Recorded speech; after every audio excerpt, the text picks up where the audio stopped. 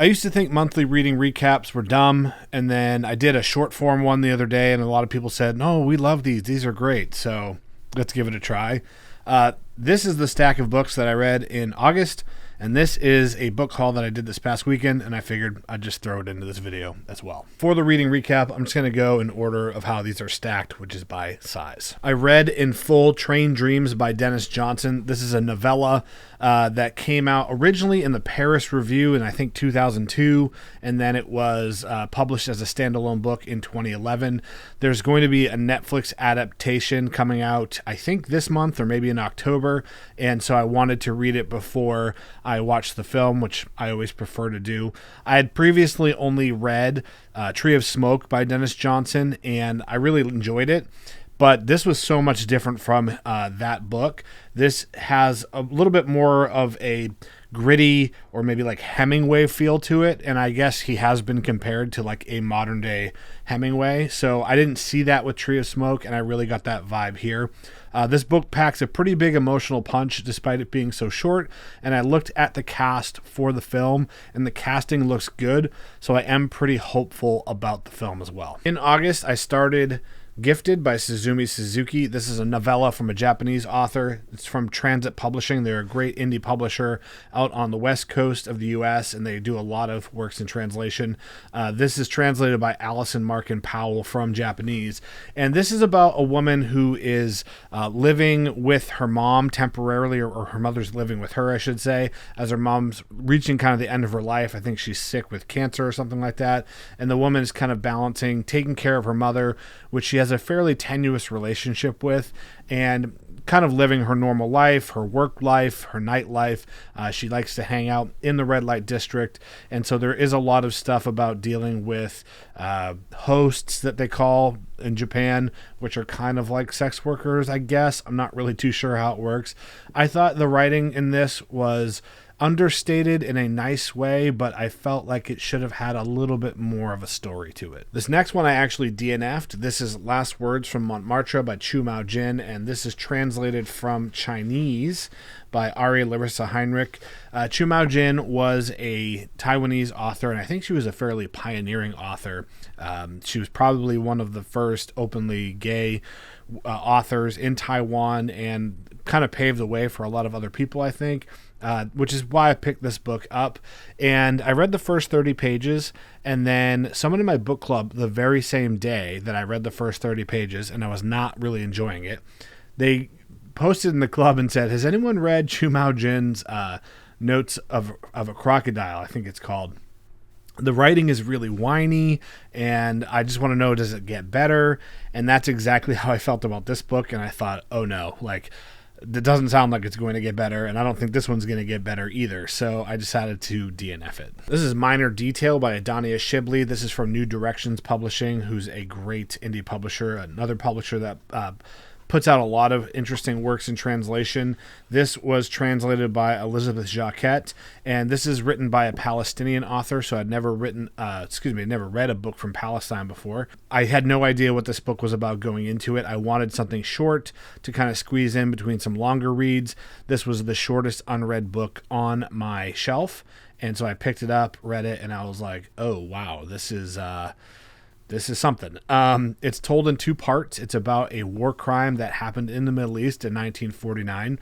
The first half of the book is told from the third person perspective, and it kind of follows the events around the war crime that happened. And it's really understated writing, again, in a very beautiful way. But you don't really know the protagonist's name. You don't really get to know the characters. It's more of just like a glimpse at what happens. And then the second half of the book is told in first person and happens in modern day. And it's about a character trying to kind of uncover more of the details about the war crime that had happened 50 years before. So another short book that packs a really big emotional punch. This next one I just finished just a couple days into September. I absolutely loved this book. Probably not my favorite read of the year, but it's in my top top 5 maybe. And this is Cigarettes by Harry Matthews, published by Dalkey Archive Press. This was originally published in 1987. And even though it has a lot of differences between this and Hard Rain Falling, it gave me a very similar reading experience and vibe to Hard Rain Falling. So if you're a fan of that book, which I certainly am, I think you'll also enjoy this one. It's about upper class people in the New York City area in like the 1960s, and just kind of the behind the scenes look at their lives, and told in a very interesting way. I did a full length deep dive review on this. It's like 20 minutes long on my Patreon. At this point in time, I'm only posting in-depth reviews on single books on Patreon and nowhere else. There's a lot else that comes with the Patreon membership, our full access to our book club, our Discord community, bonus podcast episodes. So there's my plug for this particular video. Death Takes Me by Cristina Rivera Garza. This is a work of Latin American literature. Garza is a Mexican writer, and this was translated from the Spanish by Sarah Booker and Robin Myers, and this one was published by Hogarth. They were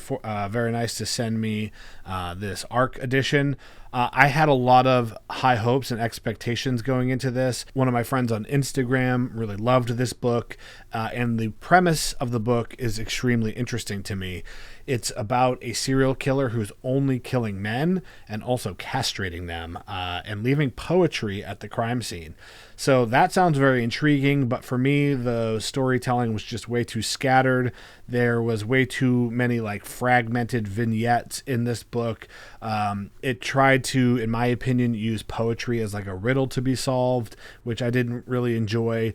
I just felt like there was a lot of good storytelling that was left out in place of trying to be artistic, and it didn't land for me. The poetry in the book mostly is from Alejandra Pizarnik, so if you're a fan of her poetry or Latin American poetry in general, maybe you'll appreciate this more than I did. I've still yet to finish this one because it's just a philosophically dense book and it's heavy subject matter, but I'm really enjoying it. Probably going to be in my top 3 for the year if I had to guess. It's How to Quiet a Vampire by Borislav Pekic, who was a very famous Serbian writer, and this is translated from the Serbian by Stephen M. Dickey and Bogdan Rakic. This is epistolary, so it's a series of letters written from a guy who was a Gestapo officer during the Holocaust, stationed in Italy. And it's about 20 years after the end of World War II. He's escaped justice, and he has now he's working as a historian, and he goes on vacation back to the place where he was serving as a Gestapo officer, and now he's sending a series of letters to his brother-in-law, who's also a historian, kind of trying to justify his role in the Holocaust and being a Gestapo officer. Very uniquely written book. Pekic is quite brilliant in my opinion, and I have one other book from him that I'm going to probably read as soon as I finish reading this one. It's called Houses, and it's published by NYRB, although I think the Serbian title is something quite a bit different. Unfortunately, it looks like this one's no longer in print. It's from Northwestern University Press, but if you go onto their website, the only hard copies that they have, or the physical copies they have, are like $200 now.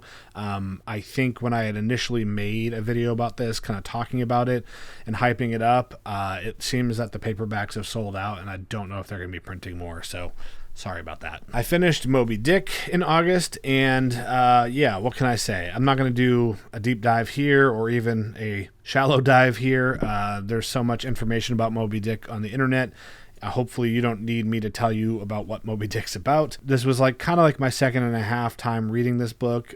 Mixed feelings about my experience reading it. Some positive, some negative. We might do a whole podcast episode on it. I'm not sure yet. In August, I also read a poetry collection, Refusing Heaven by Jack Gilbert. I picked this up after we did our poetry podcast episode, where our friends Dave and Seth joined us and kind of pitched Andy and I on reading more poetry.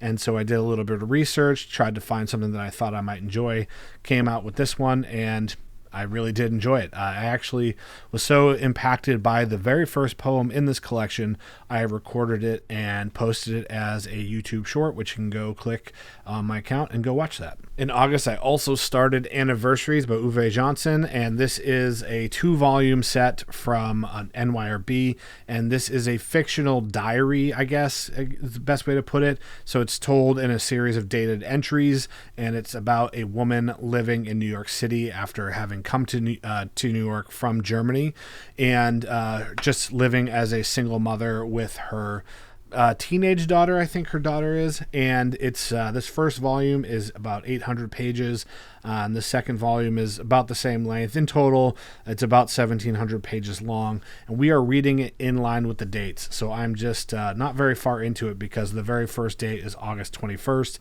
and I'm recording this on September the 8th. There's some really great writing in here, but I am finding it a little bit frustrating to read it in line with the dates because most of the entries are like a page or 2 pages at most. So you want to keep reading, but then you stop because you're trying to go in line with the dates. And then because you're not really ever sinking your teeth into it that much, it's kind of hard to come back to every day and really feel like you're immersed in the story. I also read my first book from Bulgaria in August. This is Party Headquarters by Georgi Tenyev, and this is translated by Angela Rodell. This is from our friends over at Open Letter Publishing. It's very short. I don't really have a whole lot to say about this one. I thought it was kind of fun, but it should have been longer. You never really are able to get attached to the characters that much. It's about a guy who's dating a woman in communist Bulgaria, and her father happens to be the head of the Communist Party in Bulgaria, but it's right around the Chernobyl disaster and around the time that the Communist Party is kind of falling apart. So this guy, even though he's very powerful and influential, is kind of starting to lose his power and influence. And there's some comedic stuff in here. There's some serious stuff in here.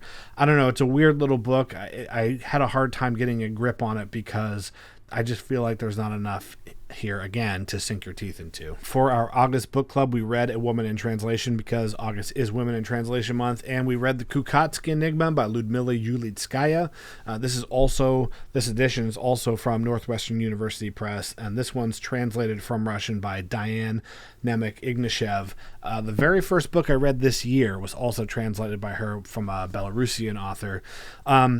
This kind of is like a medical fiction / family saga. Takes place during Stalinist Russia and into like the 60s and 70s. There's a lot to love about this book. There's a lot in this book that's frustrating, particularly part 2. If you know, you know. I'm not going to go too much more into depth about it than that. I think Ulitskaya is probably a very brilliant writer, but she wrote a book for Russians. And even though the translation, I think, is more than adequate, there's just a lot of cultural references that go over my head as an American, even somebody that has maybe even a slightly above average understanding of Russia and Russian history, by no means an expert. I really think that this edition, this English translation, should have included footnotes or endnotes. That would have made the experience a lot better because there's some stuff that you can tell that the author was trying to make some type of allusion, but it was just completely lost on me because I didn't have the cultural context. And in August, I started, but certainly did not finish, Tom's Crossing by Mark Z. Danielewski, the author of House of Leaves. This is his first standalone novel since House of Leaves, I believe. I think everything in between then and now has been like some type of series or interrelated books. I haven't read that much of it, maybe the first 50 or 60 pages. I think it's okay so far. There's some intriguing things about it. There's some things about it that I'm not loving. But the number one question everyone's been asking me about this book is it like House of Leaves? Is there a weird structure? Is it ergodic? No. So far it seems extremely normal and straightforward. It's kind of just like a normal Western, I guess.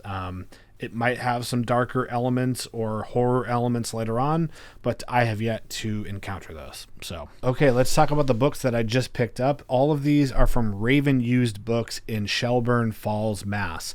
There's 2 Raven Used bookstores, one in Northampton, which I had been to before, and this one in Shelburne Falls, which is a really cool, like quaint New England, Western Mass type of town.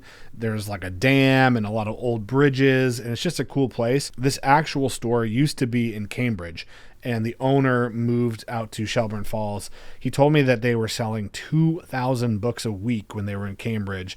And after the pandemic, it just became like a lot to keep up with. So he moved the store to Shelburne Falls, where it's in a slower paced town. It's just a more chill vibe. He said he wants to go even more country and like have a big barn at the end of a dirt road, and he's got a bunch of books in storage that he can't fit in his current location, so he wants to just have this giant barn of books that you really have to go off the beaten path to get to. So I thought that was really cool. But yeah, here's what I got. Ocean of Words by Ha Jin. This is a short story collection. Ha Jin wrote one of my all-time favorite books, which is War Trash. So even though that's the only Ha Jin book I've read, I still just buy him on site. Yeah, I know that sounds a little crazy, and I'll get around to reading the rest of them at some point, but at used bookstores and the prices are good, it's hard to say no. This is The Land at the End of the World by Antonio Lobo Antunes, who is a Portuguese author, I believe. And Andy had put one of these books up for a vote in our monthly book club. So every month, Andy and I pick 2 books each, and then we let the club members vote on which book we're going to read. Andy had put up one of this guy's other books. It was intriguing to me. It didn't win the vote. It was a little bit longer than what I would want to read for an author that I don't know that much about. So this is, I think, considered his like best work, or the work that he's most well known for. And it's not super long, so I thought this would be a good place to start. I also got Empire of the Senseless by Kathy Acker. I don't know anything about Acker other than she's a pretty famous transgressive author, and I was looking for something kind of classic in that genre, and one of her other books came up, and they didn't have that book by her. They actually had like 6 or 7 books by Kathy Acker, except the one that I had on my shopping list. But I thought that this one sounded the coolest out of the rest that they did have, so I grabbed it. If you have read this, I would love to hear some feedback on it. Beijing Coma by Ma Jian, and this is translated by probably his wife, who translates his books. Indeed, it's translated by his wife, Flora Drew. I read China Dream by him.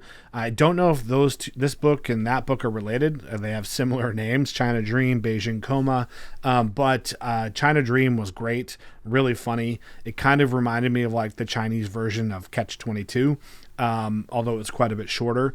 So yeah, again, Ma Jian's not an author that I see out on store shelves that often, but I kind of will buy on site because I did really enjoy the one work of his that I did read. I got the collected fictions of Jorge Luis Borges. I've actually never read any Borges, even though it's one of Andy's favorite authors. So I just bought this because I only have one other Borges book, which is his collected nonfictions. But I want to start with his fiction because that's kind of what he's known for. Next, we have A Map of Betrayal by Ha Jin. Take everything I said about the other Ha Jin book, apply it to this one. I was a little on the fence about buying this because it's a hardcover, and I actually don't really like to read hardcovers. I usually will only buy a hardcover if it's like a collector's type of situation, but the price was so good, and I've never seen this one before in the stores. I actually didn't even know it existed, and the synopsis on the inside of the flap here sounded really cool. And these last 2 are a collector's type situation. I don't plan on reading these 2 physical copies. I already have a paperback of one of them and a paperback of the other one coming soon. And it's The Royal Family and Europe Central by William T. Vollmann. These are huge books, and these are both first editions. Vollmann's one of the most prolific American writers still living. He unfortunately did an interview the other day, or it was published the other day, basically talking about his battle with cancer and how he's effectively going to stop fighting it. I guess he's been dealing with it for a long time. His quality of life is not great, and he's just sick of being dealing with the treatments and all that stuff. So he's effectively just going to live his life, and what happens, happens. He said he could have a few months to maybe a few years left to live, which is really sad. But I really feel like he's just an important American writer, even though I have never read a single sentence that the guy has written. I plan on doing a pretty deep dive on him soon. These prices on these first editions were just so cheap. I had to grab them. So if I read the books and I don't love them, I will just give these away. I'll raffle them off or do something with them. But yeah, I just couldn't pass it up with how cheap they were. So I already asked the other platforms what they think of the monthly reading recap. If YouTube likes it, let me know, and I'll do another one for the end of September.